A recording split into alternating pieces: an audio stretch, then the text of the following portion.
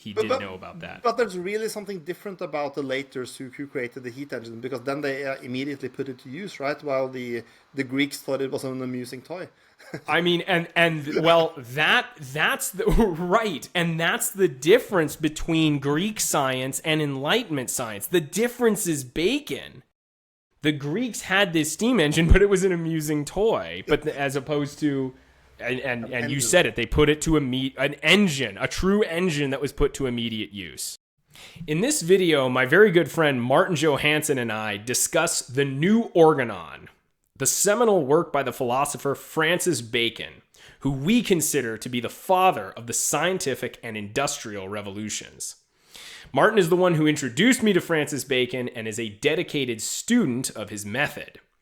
Martin is an entrepreneur, a software engineer, and computer scientist who prides himself on not only knowing good epistemology, but in applying it daily in his productive business enterprises.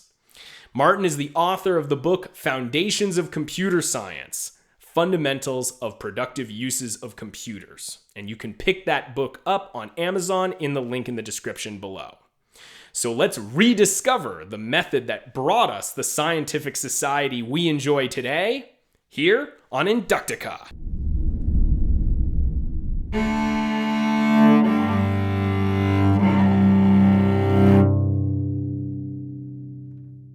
All right. Good to see you again, Martin. I'm really happy to have you on about this topic. We really should have done this probably months ago, but here we are. I wanted to start by asking you, how did you come to value the work of Francis Bacon, and how has it affected your work and your life? Okay, so thanks for having me, James. It's nice to see you again. I was interested in the scientific method and in epistemology for many, many years. I was introduced to the topic by studying objectivism and Rand's works. And for many years, I was in this group who studied the scientific method and epistemology, and we read all of Rand's books, discussed them, and we also read the books of Peikoff and Harriman and listened to their courses. It was back in the early 2000s. And these things were coming out on a regular basis, and we were really optimistic and really enthusiastic. But then about 2013, there was a split in the objectivist community, and Harriman left. And there was really this silence that was really, in a sense, irritating, because I was really interested in this topic and I really wanted to get something new. And then a few years later, two good friends of mine, Eirik and Hong, they said, "Oh, you have to read this book, Martin. It's really great." And I was like, "Oh yeah, I've heard this one before. Everyone has heard this before, right? This really great book that you have to read." Mm-hmm. But they kept insisting, so I bought a copy of the book. I have it right here. It's a very good edition of New Organon, translated into modern English by Lisa Jardine and Michael Silverthorne. So I guess you'll put a link in the description. And I started reading it, and I was completely, I don't know how you say it in English, flabbergasted. I was really surprised. Because here was this guy who was so pro-science, so pro-man, and so optimistic, that I didn't even know that this book existed, that any book like this existed. And it was so well written and so interesting that if somebody had told me that that a master of the science had just written a book on the scientific methodology, I would have believed that this was a completely new work. So I once I had read it once, I decided, okay, I'll sit down and I'll really study this work now. So over many, many months, I studied this book in detail to get a good understanding of it. And my experience was that many of the other sources on Bacon really were not that well studied. Didn't study him that well, and I think the book is quite easy to grasp, but it takes a little bit of study. But it's absolutely worth it, and it is definitely my favorite all-time book. Wow, that's quite high praise. And something worth noting is you're not the first to study the New Organon in great repetition. Some of the great scientists in history, including Newton and Charles Charles Darwin and Michael Faraday read this book over and over again and would have study sessions with fellow scientists on understanding this method. Another famous story is that Thomas Jefferson famously had both Newton and Francis Bacon together on his wall as one of his greatest influences. This is the inventor of the computer, my great hero, Charles Babbage. He also studied Bacon in detail. Yeah. Oh, and by the way, we might as well plug your course. You have a course on ARI's website, Charles Babbage and Induction in Computer Science, which I highly recommend. I'm surprised I haven't recommended that before. Thank you, James. So I definitely, for those interested in the inductive method, I will include that in the description. So tell us more about Bacon's historical relevance. Yeah, so Bacon lived at the end of the 1500s, start of the 1600s. He wrote New Organon in about 1620, and he was a very famous person in Great Britain. He had a hugely successful career, and he had a very high position, almost at the top of the British government at that time. So he was a really famous person, and he knew the king and stuff like that. So he was a really high society kind of guy. And he writes this book, New Organon, after a long period where he had planned like a great renovation. How do you say that? Renovation. Yeah, a great renovation of the science. Yeah. The word he uses is instauration, which is a word no one uses anymore in English, but it means renovation or renewal. Yeah. So he had great plans that it was science that we needed to do, and that science would give man all the resources of this world, and he really wanted man to prosper, like human beings to prosper. That was his one of his highest ambitions, and he laid out this huge project in several stages where he would set that into action. And New Organon is actually the second part of that whole project, and unfortunately it remained the only part of that project he ever published. But even that part of his project became hugely influential and had the ripples throughout history, for sure. And I don't think society would be like it is today without this book. But it's worth noting, maybe it wasn't called the Great Instauration or whatever Bacon wanted to call it, but it happened. Bacon didn't personally finish this work, but this great work ended up occurring in piecemeal. And the order that he had in mind was something like this. First, we have to, what was the first stage? We have to, I should look this up what the parts were, but roughly speaking, the New Organon is the part where we sharpen the instrument, we come up with a new instrument. An instrument here means what he meant, it's a metaphor for epistemology, a method for guiding the mind in scientific processes. Then another stage, again, I don't know if I'm perfectly saying the order. Another stage is what he called the natural history, which is kind of an antiquated, like we don't use the words like this anymore, but it basically means a compendium of facts. We need to get clear on just the basic facts that we accept, that we're going to try and build off of. And Bacon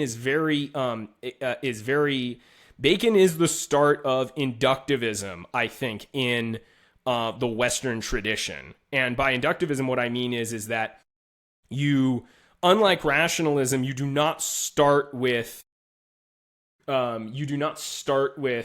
principles, or axioms, as he calls them. Instead, you start with concretes. You start with observations, and as a result, it's crucial to get clear on, well, what observations are even true. So like there's one, and it can't be emphasized enough just how primitive people were in Bacon's time. So there was one example, there are many examples where Bacon just says, we're not even clear on some of the facts. And one fact, tell me if I'm remembering this right, one fact that he brings up is that young people sometimes have an aura around their head, like a shimmering light around their head. And he personally had never seen this because it's BS. It doesn't happen. But he had heard stories about this, so he just, maybe that's true. If that's true, then we got that. Okay, young people produce a light. That's interesting. We need, if that's a fact, it needs to go into the natural history, or it might be BS and exclude it. Definitely, I don't remember that exact example, but if you read New Organon, he has this section at the end that we will talk about later, where he lists many of things that he thinks is true, and many of them are like amusingly not true. But this is quite early, and one interesting thing about how old this book is that he refers to America as New India. I always thought that was very funny. Yeah, right. Yeah, so and all of these elements of primitivism that we see in this book are actually to Bacon's credit, because we can see how far he got epistemologically, despite having none of the modern resources we now have. And in fact, the reason we have these resources is in large part because of Bacon's contribution, that we are able to sort fact from fiction. Exactly. So I think this collecting facts is like the first part of his great ambition, and then the New Organon is like the instrument how we will deal with all this, and then later parts deal with actually doing the sciences. So, right. Yeah. Roughly speaking, that was the plan. Yeah, and then after that plan was then we would create technology, and then make human beings prosper, live long, healthy lives with food and technology and heating and all kind of things. Yeah. Now, it's really important to note, I think, that in my own study of history, I have not seen a philosopher of science, or any philosopher at all, explicitly talk about how the purpose of knowledge is to produce great works, is to produce things to increase mankind's power. Francis Bacon is known for saying knowledge is power, but it's worth, and everyone's just like, yeah, of course. But it's worth noting that the reason you're blowing that off as a bromide, a truism, something that's obvious, it's important to note, but like everyone knows it, the reason you're blowing that off is because Bacon made it so obvious to all of us. He's as far as I can tell from my own survey of the history, he's the first person to say that and to really understand that and to form an entire scientific philosophy around that notion. Exactly. Yeah. So, and this is in sharp contrast, and he contrasts himself against, this is in sharp contrast to academics, or I'm not sure what we would call them, but he differentiates himself from those who are focused on disputations. At least exactly. That's what our translation calls it. We'll get back to that one, James. Okay. Yeah. So after he has published New Organon, he doesn't live that long after that. But soon after, this group of scientists or ambitious men starts forming, and this group has gotten the name, or they gave themselves the name, the Invisible College. So they started forming and agreed that they would do this. They would continue his project or complete his project. So they form. And after some year, they become so large and so have so many things that they're doing that they form the Royal Society. And this is, of course, the Royal Society, the famous Royal Society with Newton, and it goes on all the way to today. But it really had a successful period, especially from the 1650s to the 1750s. It's a really successful and prosperous period of the Royal Society.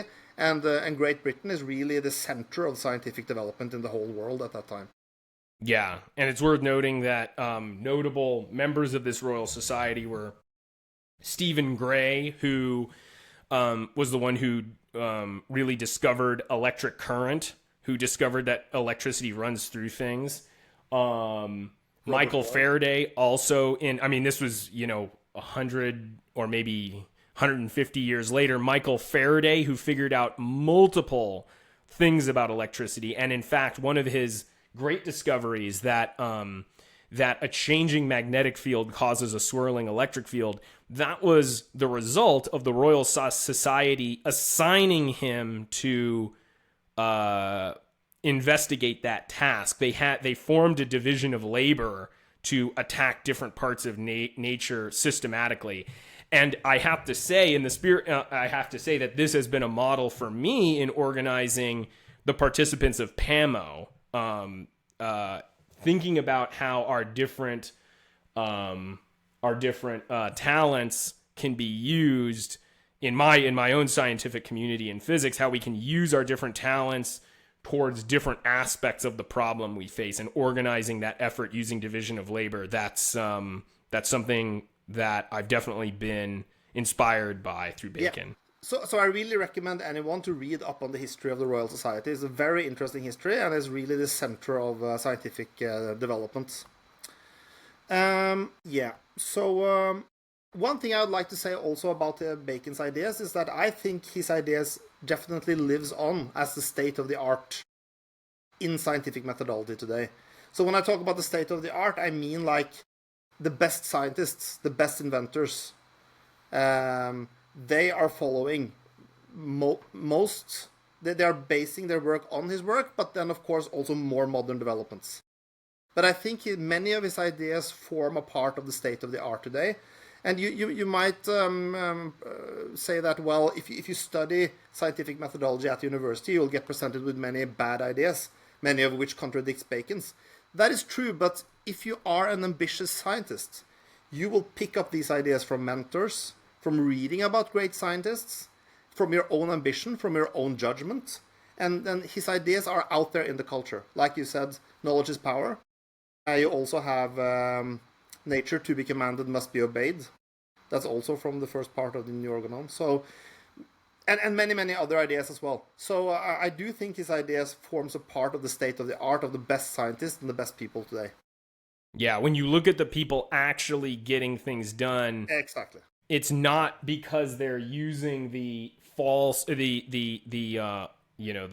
ideas that have been developed in academia recently. It's because they're part of a tradition of people actually in science and technology handing down that scientific method. Because if they were using the methods that are taught in universities, they simply wouldn't still be making progress. Exactly.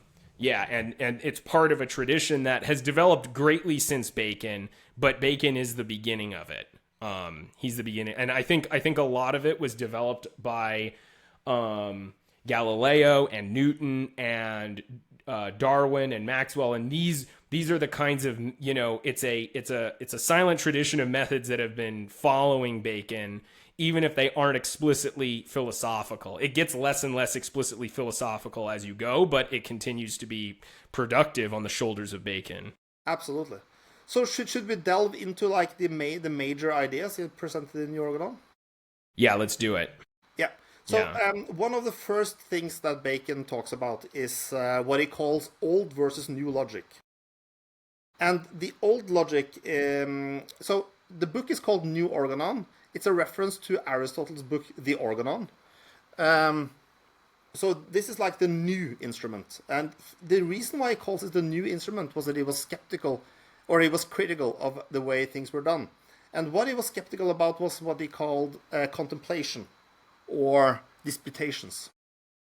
So he didn't like that people were sitting around debating abstract ideas without any relevance to reality or without any relevance to productive activities of man. So he wanted science and discussions to revolve around production and technology and what we can do about useful knowledge. Yeah. So he says that so this is where knowledge is power comes in. He wanted knowledge to be power. He didn't want knowledge to be empty talk and abstract discussions. He wanted it to be understand reality so that we could use it to prosper. Yeah, and I can tell you that this had a strong influence. You personally really emphasized this point as we were reading it together. For more background, after Martin was done reading the New Organon with his reading group in Norway, he immediately turned around and then started a whole second reading group with me in it online, and he just read it again, and he was able to sort of lead us, since he had already read it, once, or maybe you had read it a couple times by then. you were guiding, and one of the points you really focused on was this, is that it's about production. And that's when I realized part of the strategy I wanted for Inductica is to not primarily focus on trying to convince people of my method, but rather to actually produce great works. Now, I do have certain videos that are focused on convincing people, but the purpose of those videos is to draw more supporters, both monetarily and to draw more people who can simply help do the work. Yeah. The primary and the end goal of such disputations, I'm not against disputations as such, but the end goal of those disputations is to recruit people into the right way of thinking so that we can actually discover new things. And the only purpose of discovering new things is to produce great technologies. And it should be mentioned that it is not like Bacon is against abstract discussions. It is only that you can't just do that. You can't just sit around and have abstract discussions. At some point, you have to tie this to reality and to productive endeavors. So to the extent that you're going to have productive abstract discussions, it must be with some goal in mind. So that's his point. Yes. Yeah. So therefore, Bacon focuses more on induction and less on deduction. It doesn't mean that he's against deduction. He thinks that deduction is completely fine, but he thinks that induction is where you should begin. You should begin by observing reality, because only by observing the world can you then do abstract thinking and understand the world. So he focused heavily on induction as where most of your effort should be put. And of course, you can do deductions. Once you have a huge pile of observations, sure, you can do deductions. That's cool. And that can be this can bring you several steps ahead. But you have to do the observations first. You have to collect the data, understand the world first. Yeah. So that's also why he focuses heavily on induction. And it's another thing that is related to this, and that is the difference between flashes of insights or brilliance or genius and hard work. So he believed in hard work. He believed that what a scientist should do is to work with the world. You should study the world systematically. You should do experiments.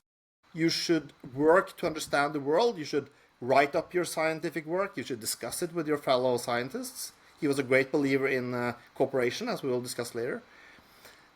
And therefore, he was very skeptical to this whole flash of insight genius thing, because he thought that simply doesn't work. You cannot have flashes of insight because you have to collect the data first. So it simply will not work.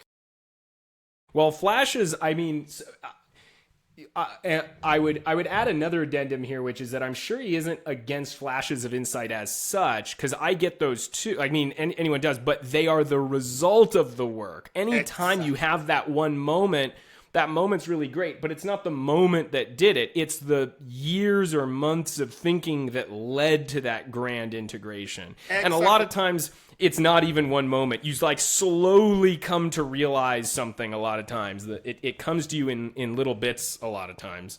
That is completely true, but he was criticizing the academic who sat in his chair and waited for that insight.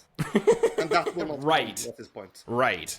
And he has a very good way of he has a fantastic way of characterizing this approach to knowledge. In the objectivist tradition, this kind of approach to knowledge is called rationalism. The belief that you start with certain basic principles, and the basic mode of discovery is not induction through observation, but rather deduction from these fundamental principles. So, for example, it's the kind of mindset that looks at Euclid's Elements and says, oh, that's how you discover things. Now, I think Euclid's Elements is a great work, by the way, but it should not be viewed as a proof or a instruction manual for how to do discovery. It is a top-down systematization. It's giving you the broadest facts first and then all the consequences next, which is great, but that is not the model for identifying facts of reality. The rationalist, though, thinks it is. He thinks you start with these fundamental insights that are maybe flashes of knowledge that just come to you, and then you make deductions.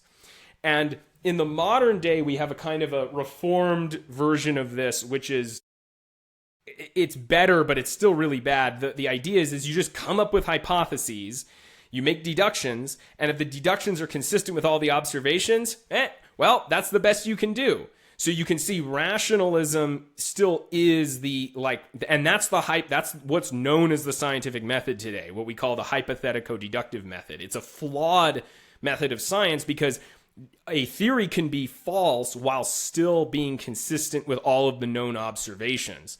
And Bacon has a fantastic way of characterizing rationalism. He says basically what you do is you look around at nature on just the surface level, and then you abstract some kind of principle from that surface level cursory glance at nature. And then you say, maybe I can explain everything based on these really shallow principles. And that's what they try to do. And I thought that was fantastic because the rationalist thinks he's getting to something deep. But really, where did this alleged flash of insight come from? It came from nature because there's nowhere else to get it. But it came from your cursory glance at nature. It's you thinking oh, well, and you see this all the time in the comments, by the way, people just coming up in the comments of my videos. Well, someone will say what if everything's just caused by this? Yeah. All right, well, maybe. But I don't respond to these comments. It's not because it's not out of disrespect. It's because I just don't agree with the method that went into these comments, you guys, by the way, in case you're wondering why I don't respond. Bacon has this great metaphor. He has three animals that he thinks characterizes each of the three modes. So he says that if you are just thinking about ideas, you're like a spider. You're just spinning a web from your own body. But if you're just looking at the world, if you're just collecting facts, you're like the ant who just collects stuff from the world. But he says you should be like the bee. You should collect stuff from the world and then digest it. And this is what he means, that you should observe the world, you should understand the world, and then you should think abstractly. Yes. And that's the essence of the inductivist method, exactly, as opposed to the rationalist method, the spider, and the empiricist method, the ant, who just, an empiricist is someone who, you see them all the time, it's someone who just they don't put facts together, they'll just throw a bunch of facts at you, and you're just left with okay, cool, but what is this for? And exactly. So he's trying to... The ant is like the empiricist, and the spider is like the rationalist, and we would use the term objectivist, maybe, for the... I use the term inductivist. Sure. And I'll tell you why it's not like I'm against objectivism. Objectivism in my vocabulary specifically means the insights that come from realizing that knowledge is objective. And objective means that you're not an intrinsicist where you think knowledge is just beamed to you directly. And you're not a subjectivist who believes you can form knowledge however you want because there are no intrinsic standards. The objectivist says, yeah, there are no intrinsic standards, but you gotta synthesize knowledge in a way that allows you to grasp it. There is no standard out there that dictates how you should grasp it. It's up to you to grasp it properly. Yeah, and that objective, yeah, and then hold it his new instrument. Yeah. Yeah, and I would differentiate inductivism from objectivism. They're completely compatible. They're just different ideas. Inductivism is the belief that it's the B belief. It's the belief that the way knowledge works is that you take facts, observations from reality, and then you process them, as opposed to the rationalist who believes that you just process. All you do is you just have insights. You just process insights from your own mind, and then that gives you knowledge, or like the spider who just processes his own materials to make webs, or the ant, and opposed to the rationalist who just gathers a bunch of facts and then I'm done. I gathered a bunch of facts. No, you have to gather the facts and you have to synthesize them. So we reject empiricism and rationalism in favor of inductivism. Yep. So actually, it's quite interesting that in New Organon, Bacon heavily focuses on. Here we have two false approaches, the rationalist approach and the empiricist approach, and he is out to combine the two and make a better approach. And I always learned that that was an innovation from the objectivist philosophy, but Bacon hammers this point home, so the credit is where credit is due. Yeah. Yeah. Okay, so that was an overview over like many of the introductory ideas. Should we move on to his next big section? Yes, definitely. So his next big session he calls the idols of the mind. So this is basically, I would say that this section is quite well known in the general culture today. But he talks about basically dangers to get stuff wrong. It's basically a combination of many different fallacies in a sense that you can trip into. And he was very poetic, so he called them the idols of the mind, like false idols, like things that would grab your attention. He wanted that kind of idea. And he invented 4 kinds of idols. So the first idol he calls the idol of the tribe. Now this basically means a group of errors that is caused by human nature.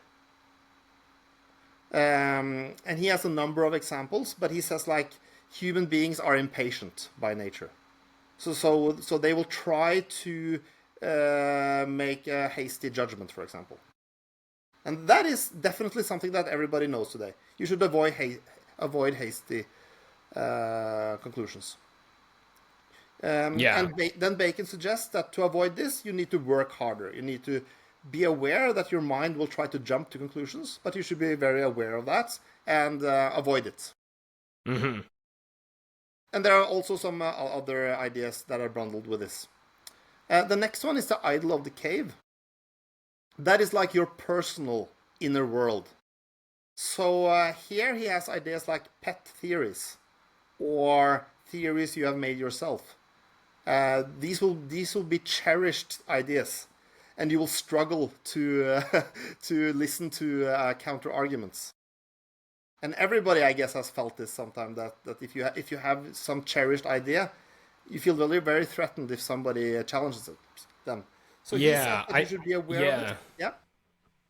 I see that in my own experience all the time, and my personal way of overcoming this idol is there's 2 parts. First, I just open myself to many hypotheses. I just basically say, hey, like don't just any hypothesis that the facts haven't ruled out yet is something that you get to entertain, and just help yourself to all of them. It's fine.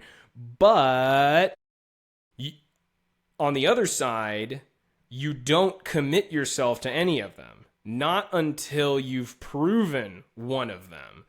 And what really helps me here is that I have a very specific method of induction. I have a very specific idea of like, what does it mean to actually prove something? I have specific standards, and until those standards are met, all of these things are just hypotheses. So I don't come to value any one of them very highly. I just entertain all of them that haven't been ruled out yet. Exactly, and that's a very good practice, and Bacon says you should be aware of this.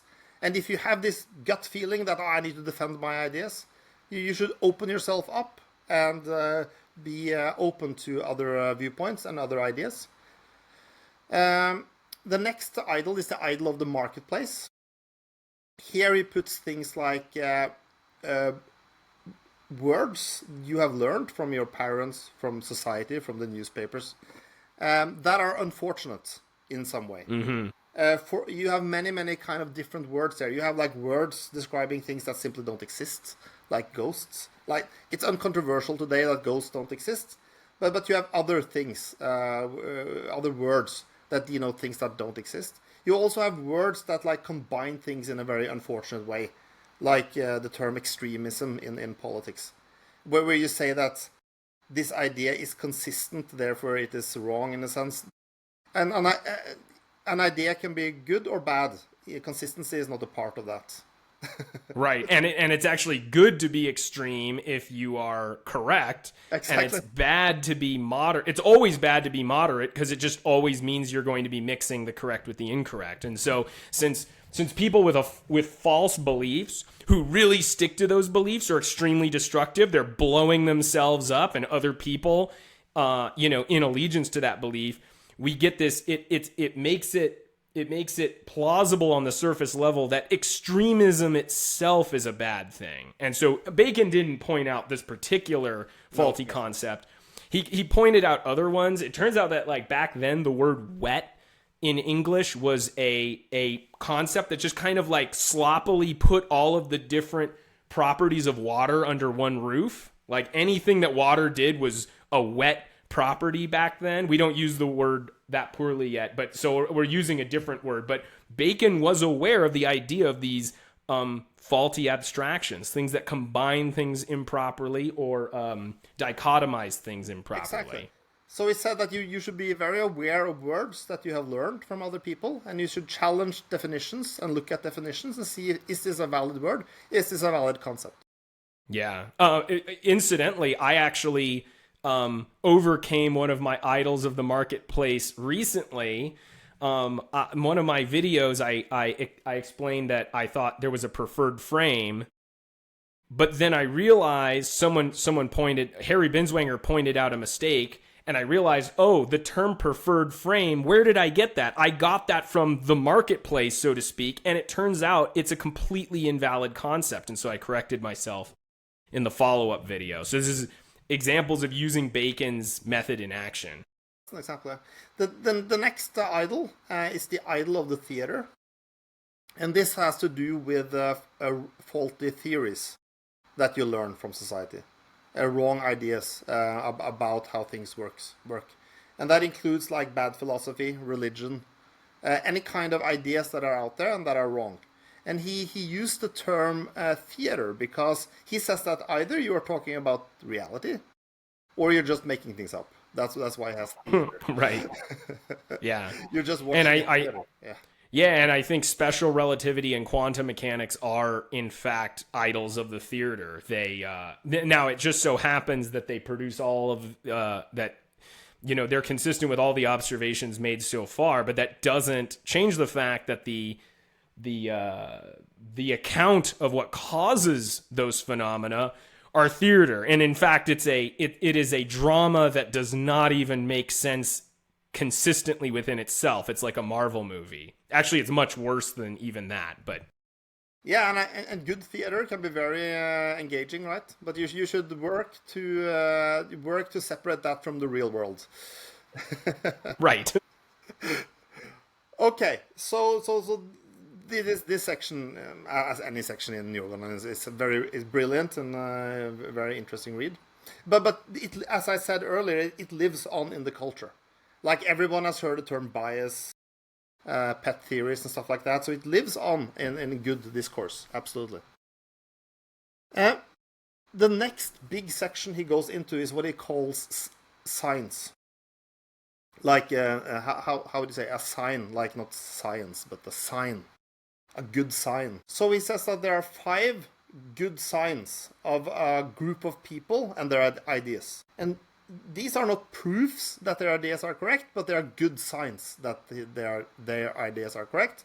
And also the opposite. If a group of people do not exhibit these signs or exhibit the opposite sign, that's a bad sign. Yeah. So let's go through these signs. So the first sign is the sign of products. So he says that if a group of people, if an ideology is producing new products, new and useful products that are useful and valuable, that's a good sign. And you see this in like the Silicon Valley kind of attitude. You will see it among businessmen.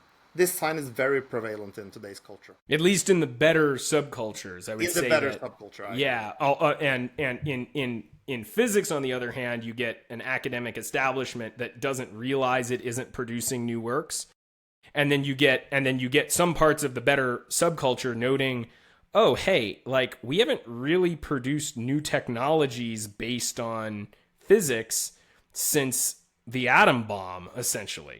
There are some things, but it has slowed down. And so this is one of the signs that we're... Now, something that makes this sign a little bit difficult to identify is that the progress physics has made overall is so enormous that even when it comes to Newtonian physics, like 400 years old, innovations are still being made that simply apply Newtonian physics in new ways. And so it's a little bit hard to see the lack of products in physics, but the way you can see it is to see that nothing in the last almost very little in the last 100 years or so in physics has been used towards productive ends. Yeah, but notice one thing: if you're basing yourself on Newton's theory on classical physics, or if you're basing yourself on the atomic theory and chemistry, the reason why those ideas have good products is because they're good ideas. Yeah. So you're basically just strengthening those ideas. Yeah. But it is a very valid thing to say, where are your products, right? The next sign is a sign of progress. So here he talks about what you just alluded to, scientific progress, and more understanding of the real world. And many groups of people are claiming to have progress. So that's a good sign, of course, that they're claiming to have progress. And a student might study their works and see that, yes, this is indeed progress. But you have to make sure that it is actually progress and not just claimed progress, because then you're back at the theater, right? Yeah. The next sign is the author's own admissions, or the admissions of the people in the group. So if a group of people are actively saying that you cannot be certain, or stuff like that, the world don't exist and we can't prove anything. If people say stuff like this, it's a bad sign. However, if you do as Bacon do and say that you can understand the world and you can make progress and products, that's a good sign. Yeah. If you're defending a faulty theory in physics or biology or whatever science, and other people are coming to you with counter arguments that refute your specific scientific claims, you have two options. Number one, you could admit you're wrong, or number two, you can entrench. You can retreat and entrench. And how do you do that? How do you retreat and entrench? Well, one way to do it, there's two ways basically to do it. You can obfuscate with just like bazillions of concretes that just overload your opponent and overload yourself, and then both are unable to see exactly what's going on anymore. But there's another way to do it, which is to retreat to a higher philosophic level. And one way to, and a universal rationalization for any wrong scientific theory is the thesis that we really just can't know anything. Because if we really just can't know anything, that's just a blank check to believe in any bullshit scientific theory you might think of. Yeah. So that is definitely one of the signs of bad science. Absolutely, or in general. The next sign is the sign of true consensus. Mm. And this is an interesting one, because Bacon believed that if you have a group of people and they're like split up, they do infighting, they do bickering, they form factions, that's a sign that their ideas are incorrect. And he says that if you have a group of people that are committed to understanding reality, then they should be able to cooperate. Then they should want to cooperate. So if you see a group of people that are cooperating very successfully, that's a good sign. And you did see that after Bacon with the Invisible College and Royal Society. You had the most successful cooperation among people in the history of science. People from all over the world contributed articles to the Philosophical Transactions, the first journal. And they had this really productive cooperation where they reached what Bacon calls true consensus. True consensus means that you have consensus, but your ideas are also true. Because he didn't value consensus in itself. Yeah, it's important to note that. It's consensus of the wrong ideas. It had to be consensus of the good ideas. Yeah, in my own mind, the way I connect other connections I make towards this is identifying that if you have a group of people who all have a good epistemology, then they're going to be able to make progress on their own. But then in addition, if they have agreement on that epistemology, then their works will be joinable to one another. They have enough agreement on the proper scientific method that they will actually come to consensus. And so this is not valuable epistemologically. It's valuable qua cooperation. And it's a sign that your epistemology is both consistent with one another and consistent with the facts. If you're making progress under these circumstances of cooperation. Yeah, and a very important point here is that Bacon believed that there is one reality, there's one world that we all live in. So if there is this one world that we all live in and that we all observe, why can't we cooperate in understanding it? And he thought that, well, if you can't, then your ideas are wrong. Because if you have the correct ideas, you will be able to cooperate. Well, it doesn't mean you're wrong. It means, well, I mean, it means you're inconsistent with one another, which means that at most only one of you are right. So I don't know. I'm just adding a little bit of subtlety to what you're saying there. And by the way, it doesn't mean that everybody should join this cooperation. Of course not. Let's say you have 10 scientists working together, and this 11th guy comes in and is a complete moron. Then of course he should be rejected out of the group. Yeah. But the thing is, if you're an outside observer and you observe a group of 10 people who have consensus, that are making progress in the sciences and are causing new technology to be produced, Bacon says that's a good sign. Yeah, that is right. And these are signs. And the word sign is meant to say it's not proof it's being done right, but it's the thing that happens when it's being done right. It is a sign, an indication. And these are important things to look for. Exactly. And it's important to look for the opposite as well. For example, yes, if you have constant infighting and factioning, that's a bad sign. Yeah. Now, you could, it depends on, a quick question here, like how much factioning and infighting are we talking about here? Because there was a famous dispute, for example, between Newton and Leibniz, and there was factioning and infighting between those. But we tend not to remember that. We tend to think of the fruits of the cooperation. So I wonder, you're always going to have some disagreement. One example, here's another thing worth noting is when you look at the founding fathers of the United States, they had incredible agreement. They wrote a whole constitution. They founded an entire country. But then if you actually look at the Washington administration, the first presidential administration of the country, there was a lot of disagreements ended up surfacing between Washington and Hamilton, between Jefferson and Hamilton. And even though these guys were generally on the same page about a lot of things, they disagreed. But I think the great work that is the United States speaks for itself. It absolutely does. Yeah. So there was some infighting, but so it doesn't mean that all infighting is always a bad sign. No. But I would say it's a sign. It's a disproof. Yeah, but if you see infighting and if you see infighting and a lot of focus on the infighting and a lot of focus on, well, like which side are you on? And by the way, this isn't to say that any discussion of like whose side are you on is wrong, because there is a right side and a wrong side. But at the end of the day, here's what matters.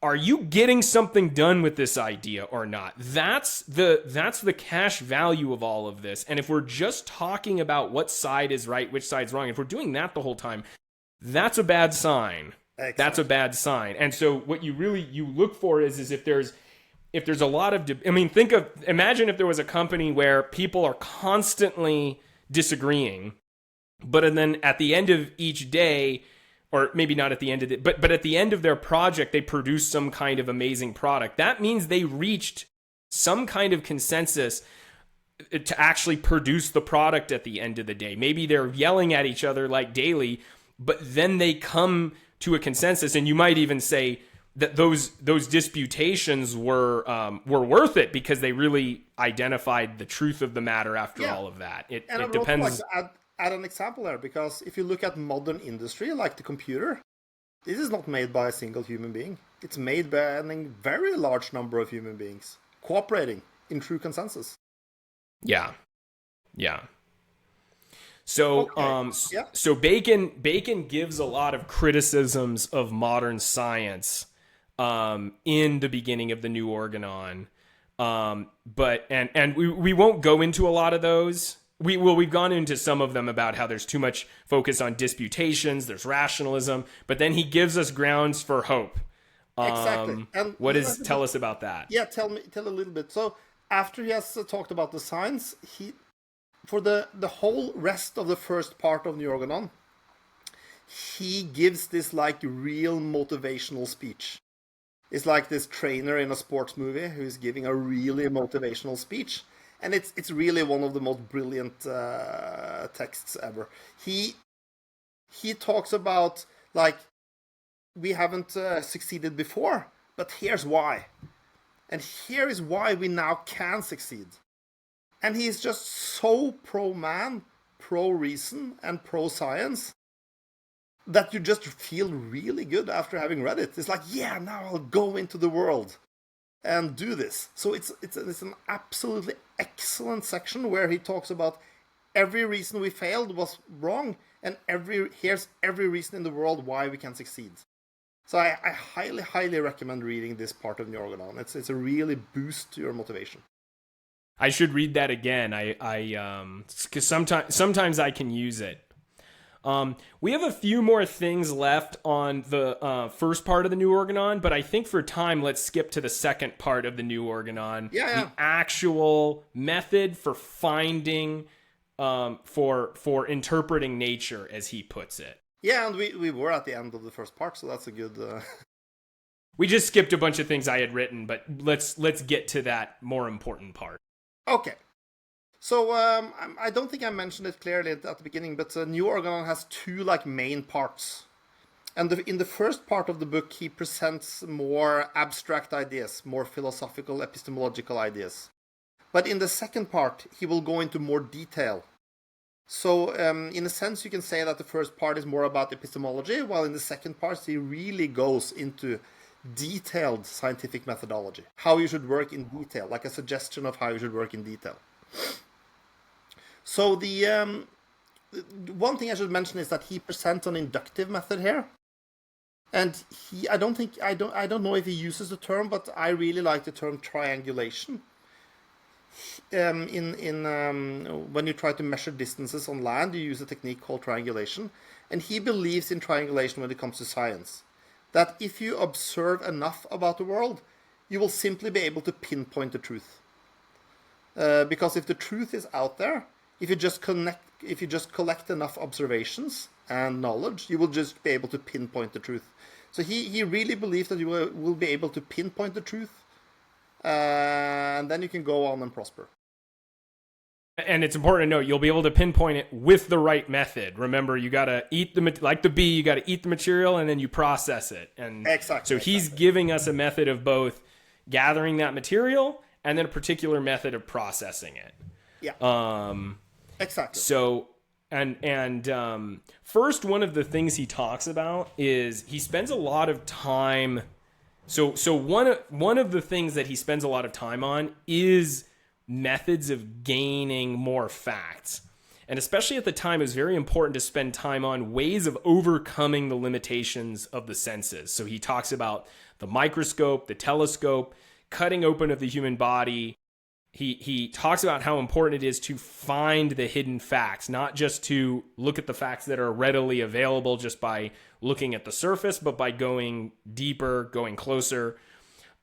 Later in the work, we're going to spend some time on his methods of inference, methods that allow you to deduce facts from the data that is apparent to the senses. We're going to go into that later, though. Well, actually, we're going to go into one of those methods right now, because this is a method of I classify this as a method of inference, or a method of deducing hidden facts from the data that you have. And in this case, it's finding the form of a phenomenon. This is a very important concept in Bacon's so let view. me introduce this idea. So Bacon talks about two big categories of scientific investigations. He talks about understanding what something is made of, and understanding its parts. And unfortunately for us, he says that will be treated in a later part of his great work. So he does not cover that, unfortunately. But he says that more importantly, we need to understand what he calls natures and forms. And let me just give a little introduction to this. So nature, the way he uses the term nature, roughly means behavior or the way things act. So a nature is a way is somehow things act. For example, if you have a lead ball, it is heavy. So the heaviness is a nature. If you push on it, it's hard. So the hardness is a nature. If you look at it, it's gray, so grayness is a nature. And if you feel it, like it might be cold to touch, the coldness is a nature.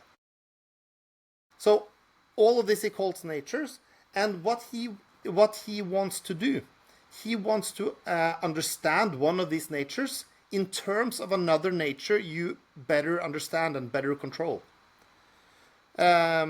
And his ideas is that if you can, for example, understand what heat is, then you will be able to produce heat. And he thought that producing heat was very important, and indeed it is. Heating homes or cooling homes is a very important thing to do. And we take it more or less for granted today, but he thought that if you were able to understand what heat is in terms of another nature, then you would be able to control it and produce more heat. And the way I formulate this in my own method of induction is all of the powers you have over the more basic nature are now granted to you over the more complex nature. So let's give an example. When you find out that heat is a form of motion, then all of the powers you have over motion are now applicable to heat. You know that anything that causes motion will, by its nature, cause heat. So, for example, we already know that rubbing will cause motion, will cause heat, just like this. But why? Well, because it's causing that internal kind of motion.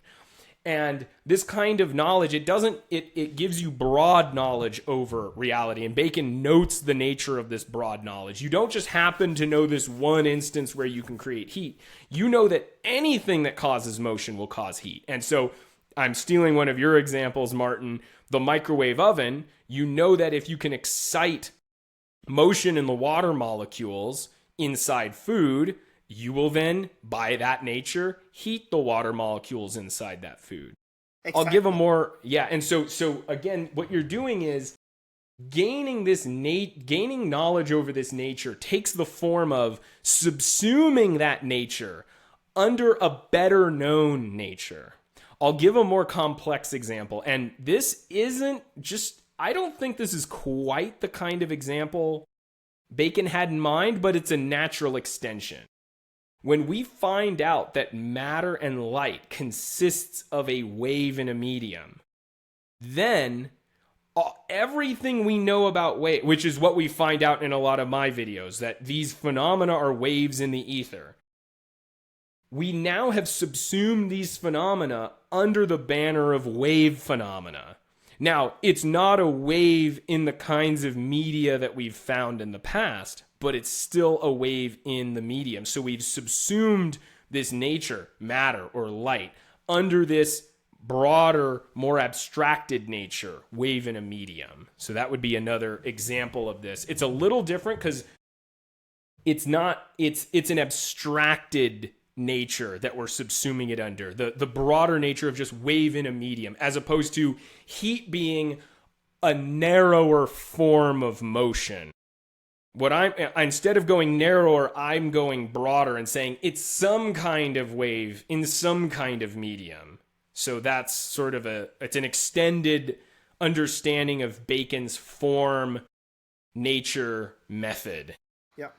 So Bacon, now having explained this to us, he sets out to discover what he calls the form of a nature. So the underlying activity that is causing some higher level activity to occur.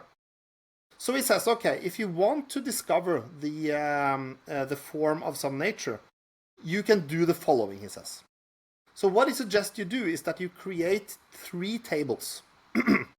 These are called the table of agreement, the table of disagreement, and the table of variation. Now, in the first table, you put everything you know about in the world, everything you can observe and you know about, that have the nature you are looking at. So, for example, if you're looking at heat, you list up every example you know of where heat is present. So by the way, he calls it table of presence. Presence, yeah. Presence, absence, and variation. Yeah, because later Mill uses the method of agreement, so I confuse it. Yeah, right. Later this gets this kind of thinking gets attributed to John Stuart Mill, and he calls it the method of difference, the method of agreement, and the method of variation. But it's worth noting, Bacon put this to paper first, and if you look, Bacon's understanding of this is far broader and more effective, because Mill's understanding only applies to specifically to cause and effect relationships, to this stuff was here before, this stuff was here later, and then he goes through, agreement, difference, and variation to figure out how that is. What we're going to find out here is that Bacon brings all of these same virtues to the process plus more. It's not just about cause and effect relationship. This thing happened and this thing. It's also just, what is the nature of this thing? Well, let's look at the kinds of phenomena that accompany heat. So, for example, a few examples. He talks about how animals are warm. Light is accompanied with warmth. Spicy food is accompanied with warmth. Now, of course, we know that's a red herring, but he lists it and then later figures out that that's a red herring. Air that's shut up in a cave is often warm. So he just lists anything that seems to accompany this. And because Bacon is the first to do this, in my own method of induction, I don't call them Mill's methods. I call them Bacon's methods, because he's the one who deserves credit for this broad method of triangulation, as you call it. Yeah. So he calls them the table of presence, the table of absence, and the table of variation.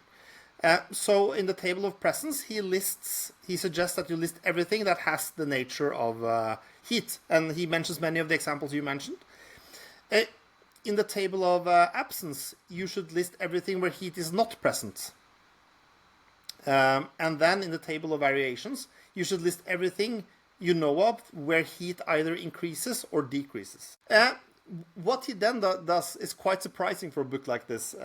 He says, let's do this on an example. And I remember starting to read this, and I knew a fair bit about the history of science, so I knew so he decides to see if he can find the form of heat, like the underlying nature of heat. And I was like, okay, this is doomed to fail, because this was a scientific debate in the 1800s, I think, that was finally resolved in the late 1800s or something. So I thought, well, this is the 1620s or earlier even, and there's no chance he will be able to pin this down. But he starts listing up all these fascinating instances of presence, absence, and variation. And the pages are lists and lists of, and they are very entertaining reading, because we know, given our modern understanding, we know some of these cases are not even true, but his method is not dependent on everything being true. This is different than deduction. This is not deduction. His method will tolerate wrong instances, actually, in this list. I actually do classify this as deduction, but it's important to note that it's deduction within a broader inductive framework. It's not pure rationalistic deduction. It's taking the observations and taking fundamental principles like, if two natures are related, then more of one will cause more of the other. If two natures are related, then one will be present in the other. When one is present, the other will be present. If two natures are unrelated, then you will get cases where one is present and the other isn't present. And so those last few things I listed, these are basic, what I call them broad physical principles. They're these basic assumptions, or they're not basic assumptions, they're basic facts about the world, and he's deducing from, importantly, the observations, and from these basic facts. Where do we get these basic facts? From further observations. But these are just very fundamentals that he's deducing from. And the way I think of this is he's going beyond the observations to make a deduction into hidden facts. Facts you wouldn't be able to get just from sheer observation, just from being an ant who collects facts. Yeah, so after he has collected his tables, he says, okay, let's now work with those tables. So now he says that the nature we are looking for needs to be present in every instance in the table of presence. In the table of absence, we can rule out natures. And in the table of variations, we can know that the form of heat will be, there will be more of it when heat increases and less of it when heat decreases. So based on all this, you should be able to rule out basically all natures and be left with a single nature. And that nature will be the form that nature will form an hypothesis, he thinks. And he calls an hypothesis a first harvest, because you can't conclude at that point, but you have a pretty good understanding at this point. And the interesting thing here is that he calls it the first harvest because he thinks you should not start by thinking, well, what can the cause be? You should wait until after you have collected all the instances, because only then should you start to think, what can this be? And he says that I will attempt the first harvest of what heat is. And then he goes on to say that heat is probably internal motion of the constituents of the parts of the thing that is hot. And I was very, very surprised when I read this, because this is actually what it is. Yeah, right. He didn't claim certainty, but really, if you read through this carefully, you will see that you are actually able to triangulate this using his method, I think. So it is not a coincidence that he managed to pin it down. And I remember when I read this conclusion, because I went to Wikipedia and this has to be mentioned somewhere. And indeed it is. At least when I read it, it says that Bacon did in fact notice this, but it didn't convince scientists until 250 years later. Yeah, what specifically convinced them was Joule making a quantitative connection between the total amount of work put into a bucket of water and the increase in temperature. Which currently I agree that that's the final proof. I think this is a good hypothesis. Actually, I'd have to think about it. Because at this point, there's really no... Bacon establishes, real correlations between heat and motion, and there are no known additional conditioning factors. So I may agree with you, actually. If I really thought deeply about this, I might end up agreeing with you that he really proves it. And he has some very convincing arguments. Take you rubbing your hands. There you're actually converting the motion into heat. And he also has many other very convincing facts, like if you heat a balloon, it expands. Yeah. So if you read through his argument, it's pretty good. So motion can convert to heat, and then heat can convert to motion of expansion. So and further, he rules out a bunch of other reasonable candidates. So, for example, light might be the cause, or not the cause, but the form of heat. Well, he says, animals aren't glowing and they're warm.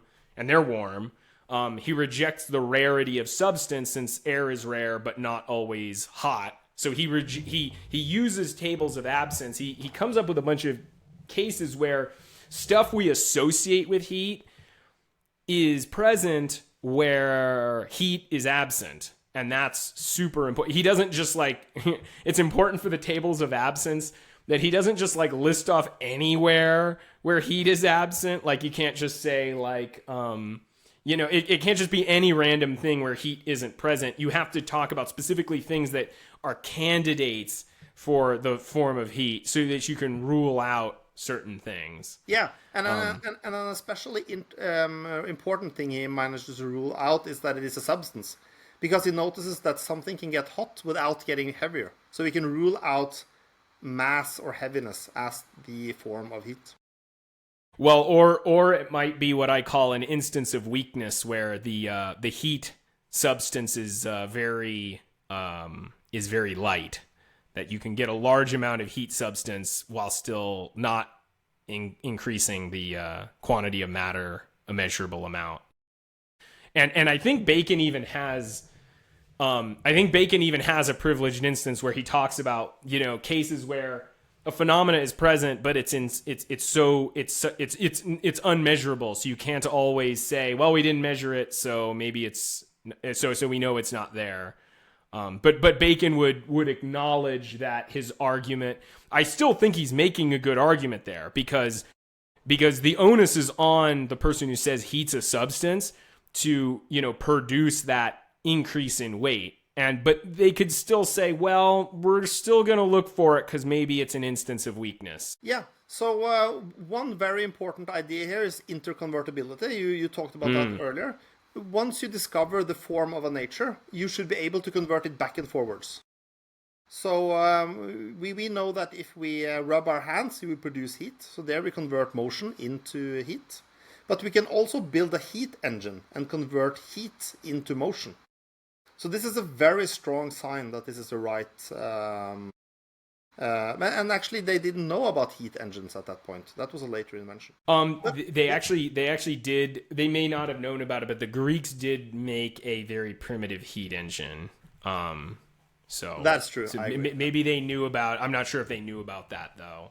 But he did know that like when gases heat up, they expand. So. He did know about that. But there's really something different about the laters who created the heat engine, because then they immediately put it to use, right? While the Greeks thought it was an amusing toy. I mean, and well, that's the right, and that's the difference between Greek science and Enlightenment science. The difference is Bacon. The Greeks had this steam engine, but it was an amusing toy. But as opposed to And you said it, they put it to an engine, a true engine that was put to immediate use. Yeah. So one thing I was quite curious about after having studied this part of his book was that, well, what other forms are there? That's a really interesting thing. But the thing is that very little science, it seems, was done in these terms. And I have always wondered about exactly why that is. So I don't exactly know. But later I learned about Maxwell's work on electromagnetism. And I was quite surprised to learn about he is actually forming some hypotheses about what the form of magnetism and electricity might be. Now, he did reject those hypotheses later on, but I think it's quite interesting to just see what those forms would be. So in Maxwell's work, he always links magnetism to rotation. So if Maxwell's hypothesis was indeed true, then the form of magnetism would be rotation. And the interesting thing here is that there is actually interconvertibility between rotation and magnetism. Mm-hmm. So that's another pretty strong sign. Not only did Maxwell these are the Barnett effect. Yeah, this is the Barnett effect and the Einstein-de Haas effect. I'll link that in the description, actually. Exactly, and I was astonished when I learned about these two effects. You can actually convert magnetism to rotation and rotation to magnetism. So there you not only did Maxwell use this in his work, but you also have interconvertibility. Now, I don't know if this is the truth, but I think there's some pretty compelling things that point toward this being truth. And not only that, but also when it comes to electricity, because in Maxwell's work, he talks about electricity as a kind of pressure. So pressure would be the form of electricity. And it's worth noting that even I talk about that in one of my other in one of my other videos. I talk about the hypothesis that electric fields are really a form of pressure in the ether. But it's worth noting that even if they aren't literal pressure, literal things pushing up against one another, you can still use this extended abstracted understanding of Maxwell's concept of forms by saying the different parts of the ether vary in a certain characteristic and affect one another in that characteristic in the same way that the parts of a fluid and its pressure affect one another. So you can still use this, like I said, this abstracted version where you're subsuming one nature under another, albeit broader, abstracted kind of nature. Yeah. And notice that you also have interconvertibility between pressure and electricity. So you have the piezoelectric effect, where you have a crystal that if you put pressure on that crystal, it produces electricity. And you also have the pyroelectric effect. I'm a little skeptical of that one. But, I mean, the piezoelectric effect is certainly true, but that doesn't necessarily mean that all pressure... No. But by the way, I never claim that electricity is pressure. I'm just talking about the hypothesis and then some interconvertibility facts. But I don't know if this is the truth. Of course not. Yeah, I mean, we could come up with all sorts of tables of absence here where we have pressure but no electricity. Absolutely, but the thing is, interconvertibility is a good sign. And you also have the pyroelectric effect, where you heat something and it produces electricity, and also you can cool it and it draws electricity. And you had a few more examples, James? Right. So a more basic example, I probably should have started with this one, is identifying sound as a pressure wave in the air. So this is a straightforward... The thing is, Martin, I don't think it's that this method was abandoned or not used. It was used, but it's just, I don't think it reached us in Baconian form. Like, saying that sound is a pressure wave, and sound truly is a pressure wave. It's not a hypothesis. Like, that's known for certain. Yeah, that's like, that was never presented to us as, you know, a nature being subsumed within another nature, right? But that's what it is. It was never presented to us in epistemological terms, but I think, you know, your point is still taken. I don't know if this part of Bacon, this subsumption of one nature under another, was taken super seriously. I think maybe other things. It seems maybe other things were focused on. One more example of one nature being subsumed under another, and this might be a little shocking because this is something you've heard about, of course, is chemical reactions. Chemical reactions, chemical change. What other nature can we subsume that under? It's subsumed under a very simple nature, the nature of the joining and unjoining of bodies. We're aware of how things can connect to one another. That's a very simple kind of nature. And it turns out that chemical reactions, at their base, are a kind of connecting and disconnecting of bodies. So that is also an example of a Baconian form. You look skeptical, Martin. This one has interested me for some time, and I simply don't know at this point. But what I do know is that a chemical reaction happens because of electric potential. So I'm very uncertain how to integrate that. But it's true what you say, that chemical interaction and chemical bonds form a very important part of modern science. But I have tried to subsume it under the idea of a nature and a form, and I have not been able to yet. I don't think joining and unjoining will qualify as a nature. But I have not been able to exactly pinpoint what exactly is going on there. And there we also come into quantum mechanics, because you have these orbitals and stuff like that. So I'm not entirely sure what's going on there, to be honest. And I have this hypothesis that the reason why not many results are framed as nature and forms is simply because a form is so penetrating. It is so deeply penetrating into what something is that we simply haven't discovered many yet. And that there are many, many to come. That is one hypothesis I have, and that maybe one day we will be able to say what is the true nature of a chemical bond. But there you see we hit up against the wall of quantum mechanics. So I simply don't know. And I'm an amateur physics guy, so There are probably people who know more about this than I do, but I don't think joining and unjoining is qualifies as nature. My my retort would be that it's true that we don't know the underlying nature of the joining, the particular nature of the joining of molecules. Like, we have some understanding of it. It has to do with the lower energy levels inherent in atoms sharing electrons. But we're not even really clear on the nature of electrons, on how they, that's all quantum mechanics, which is understood on some level, but it's highly tarnished with really bad philosophy and really bad theories. We can get correct results, but we don't know what they mean in terms of the actual nature of the phenomenon. Here's what I'm saying. I'm saying that the joining and unjoining of bodies is a thing that happens. We see it happen. Okay, and we don't need to know what causes the joining and unjoining of bodies. Like, imagine Lego blocks. Why do they join and unjoin? Because of just pressure between their parts. Like, certain nubs are like pressure fit to other receivers. So like, that's the cause. But we don't have to think about the cause. We can just think about the fact of some bodies being carried along with other bodies. I think that's a nature. And in the case of chemicals,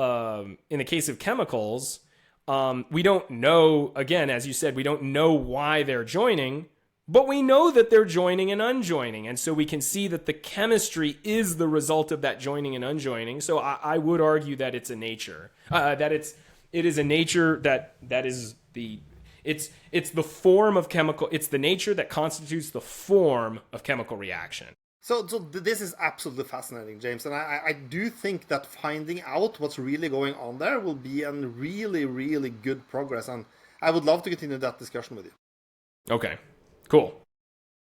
Yeah, so that's a debate for later, probably. It's absolutely fascinating. I would love to debate that more. Yeah, but for now, let's move on to Bacon's privileged instances. Yeah. Okay. So we're now getting into the final part of his book and the final part of his part 2. So he says that now that you have formed an hypothesis, your work continues, because now you need to go into the world and look for what he calls privileged instances. And those are instances with various qualities. Now, one very famous privileged instance is when you have two natures, but you are not able to find out which of these are the true form or the true cause. And then he says, then you should actually set up an experiment. And he doesn't call it an experiment, he calls it a crucial instance. The reason why he calls it a crucial instance is that crucial comes from the Latin word crux, which means cross. So he says that you should set up a situation where nature is forced to reveal which of the natures are correct. And this is this whole discussion of crucial instances is the root of the modern experiment. So all experiments spring from this idea that if you have two competing ideas, in a sense, you should set up an experiment, what he called a privileged instance, to determine the issue. And he has many, many other instances like this, where he says, well, if you find an instance that is like this, then you can reason like this. If you find an instance that is like this, then you can reason like this. And by doing this work, you will be able to narrow down what is truly going on. Yeah. Now, a lot of times I'm going to give a couple example of these crucial instances. And it's very important when thinking about these crucial instances, it's very important to frame them the way Bacon would frame them and not the way a modern scientist would. I'll give one example. So consider Young's double slit experiment. So in Young's double slit experiment, Thomas Young shot light through two holes.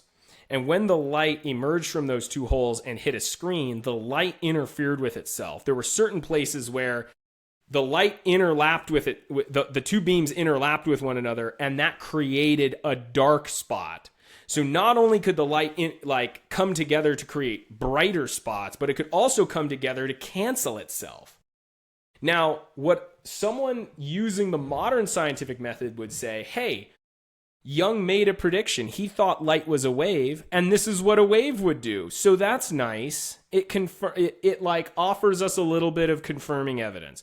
No, that's not the way to think of it, says Bacon. I mean, that's what he would say if he was around. He would say, no, instead, what this is doing, you're putting nature on the rack and you're interrogating her, and you're saying, and you're getting her to basically say, you're making an observation that shows you that this phenomena has the characteristics of light. You're not saying, oh, hey, my prediction came true. No, the observation is privileged. Its instances mean like observed concretes. What is it that makes this instance privileged? It's that it's a situation where the observation makes it clear that this is light. It's not that like, oh, we're just making a correct prediction. It's just, oh, well, it's just a correct prediction. Instead, what it's showing is like, no, light has the nature of a wave. So that's and Bacon thinks that you should set up an experiment explicitly to rule out one thing. It doesn't prove something. It just rules out one explanation, because you set up a situation where nature is forced to reveal which of these two are true, or maybe none, but at least you can rule out one. I think with the right kind of deductions, you can reason from Young's experiment to identify with certainty that light is a wave. You can identify that to have this property of self-cancellation means that it has all the other properties of a wave. And if it has all the properties of a wave, it is a wave. That's what it means to be a wave. So I think so Bacon may have said that, but in my own theory of induction, I view it differently. I couple these kinds of crucial instances with a system of deductive inference that allows you to come to these conclusions with more confidence. In general, I'll also mention that in my own theory of induction, each of my 5 chapters has privileged instances at the end. And each of these privileged instances it's important to know what the language of privileged instances is kind of interesting. I always found this difficult to fully understand. Again, to sort of repeat myself, it's specific observations or situations that are of crucial importance. So I'll give another example of something. You can tell me if you agree with this, Martin. I'll give an example of privileged instances. I believe that all of the logical fallacies are privileged instances for the correct application of deduction. So, for example, the the argumentum ad populum, argument from popularity. This is a mistake that people often make. And so it's important to name this kind of instance because it's something we can point to and say, hey, you're doing that thing again. That's wrong. And so to me, that's a important set of instances. It's a privileged instance for the application of logic. What do you think of that? Yeah, so you have to always talk about studying instances in a context of investigating something, right? So something might be a privileged instance if you're studying epistemology or logic, right? While other things might be instances if you're studying heat or magnetism. So yeah. So privileged instances are simply instances that can learn you something specific, that you can learn something specific from, while ordinary instances is like just a member of a large group of instances. Yeah, and that's what gives them their privilege. Exactly. Another example of one of my own privileged instances is in my theory of induction, I find it very important to put everything in logical order. And so one of my instances is anachronistic instances where you present your findings in an order that isn't logical. Like you present one of your conclusions before you present the full set of observations and reasoning steps required to prove that. And even if you're right, you still haven't proven it because you haven't put your conclusions into correct scientific logical order. So that's one of my instances. Let's turn to a few more examples of Bacon's instances. So there's instances of here's a basic one, instances of the lamp. So these are, instances that bring information about nature that's hidden from the senses into clear view. So examples are microscopes, telescopes, rulers, and astrolabes, and of course many others. But these are generally instances of the lamp. Also, very similar is summoning instances. It makes things that aren't sensible sensible. So like, for example, and he goes through a litany of things that he knows of at the time that prevent the senses from identifying things. So for example, if they're hidden from view, if they're far away, if they're so small that they don't activate the senses. So for example, one example is, like Bacon said, light isn't the cause of heat because moonlight doesn't cause heat. That's a case where moonlight just doesn't produce enough heat for your senses to notice. So he was aware of this issue. He would have been, if someone were to argue to him, hey, what if moonlight just produces a small amount of heat? He would have just immediately said, yeah, maybe, like that's something we have to notice. Maybe the event happens too quickly, like the flight of a bullet. Maybe the event happens too slowly, like the movement of the continents. So he gives a lot of examples, and this is really great because he's identifying all the limitations of the senses, not because he wants to be a skeptic and boo-hoo, cry about it, we can't know. No, we're going to identify these limitations so that we can systematically overcome them with instances of the lamp. Exactly. Yeah. Two more instances that I found very interesting. Instances of divergence. And I've actually included this in my own theory of induction, giving Bacon credit, of course. These are many of my privileged instances. I simply copy from Bacon and cite him, of course. Instances of divergence. These are instances where two things that are taken to go together, but should not be put together. So a classic example of this is the term selfishness, where a disregard of other people and their rights is packaged together with the seeking of one's own self-interest. And those things don't go together. And so you can find instances of divergence. So for example, you can find, so like Steve Jobs, for example, selfishly pursuing his own vision for a productive life and money, but then he's not hurting other people, he's helping other people. So this is a divergence. These are two things that we were told aren't supposed to go together, but they clearly do go together. In contrast, there's also instances of alliance. These are instances where two things that are taken to be exclusive actually do appear together. So the example I gave in this is like brains and brawn. A lot of people think like the stronger you are, the dumber you'll be. But, you can find all kinds of people who are both physically fit and mentally fit. And those are instances of allegiance or alliance, because these things don't like, oh, wait, these things that I thought were supposed to be opposites actually come together. And basically these instances of divergence and instances of alliance, this is Bacon's way of identifying package deals and false dichotomies. And those are Rand's terms. Rand calls these package deals and false dichotomies. But Bacon has his own way of identifying these things. So very, very important instances for the assistance of the mind. Yeah.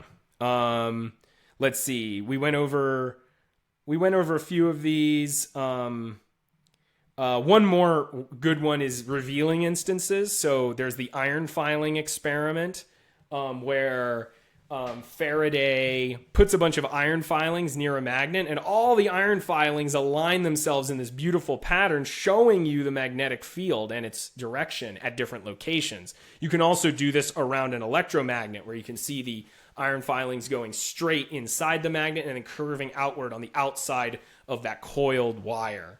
And so these are Bacon called these revealing instances. Yeah, like places. Yeah. Bacon says that the thermometer is a revealing instance of heat, because you heat the thermometer and it moves. Mm-hmm. Mm-hmm. So it's making manifest that motion that's inherent in the heat.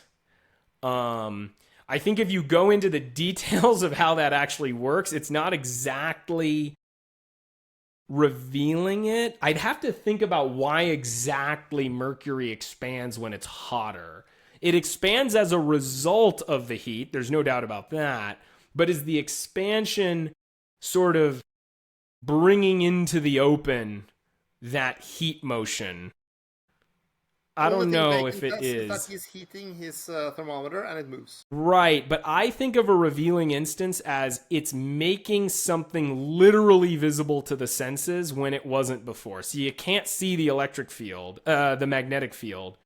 But then when you put a bunch of iron filings there, there's a systematic pattern of action that reveals the structure of that field where you wouldn't ordinarily be able to see it. So that's how I think of a revealing instance. Otherwise, what you're doing is you're really it's just a measurement. Like the amount of motion measures the amount of that expansion of the fluid measures the difference in temperature. Is the way I think of it.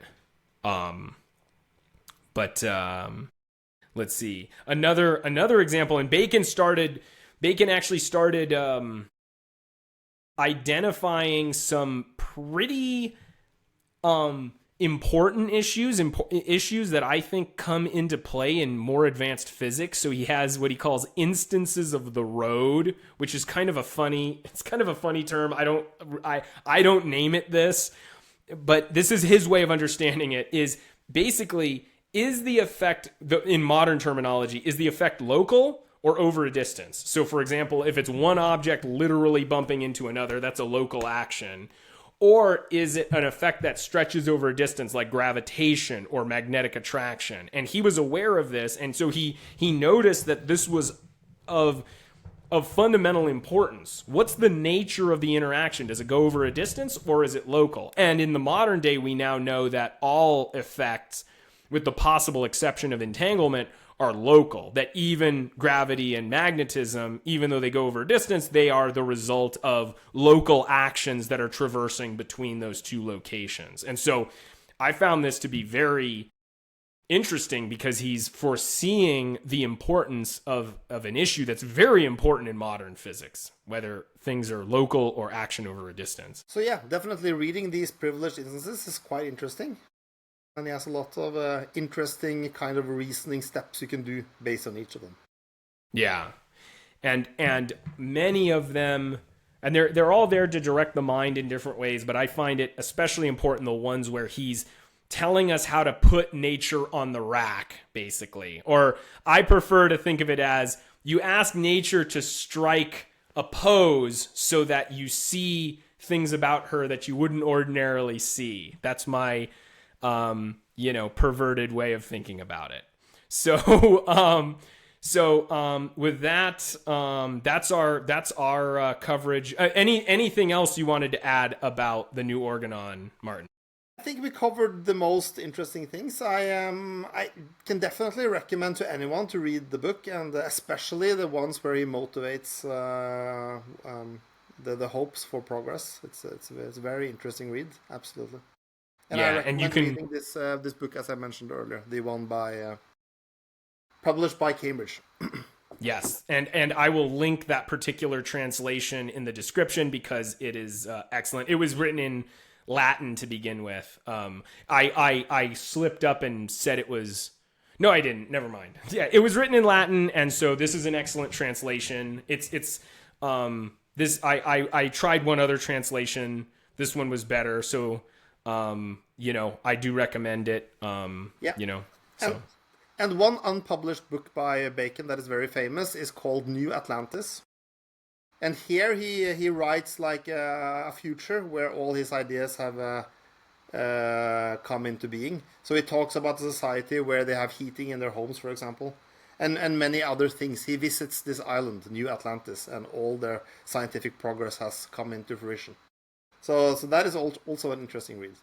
And and that is truly remarkable because what Bacon has achieved, is we now live in New Atlantis. We are living in that Baconian future that he imagined for us. And it is my hope that, with a more detailed theory of induction, which I'm working on, we can go even further and reach whatever the next level of New Atlantis looks like. So thank you very much for joining us, Martin. I've really appreciated your insights into this book, and I really appreciate you making me aware of it and teaching me so much about it, and for teaching my audience about it today. Thanks for having me. I really enjoyed it. Very good. All right.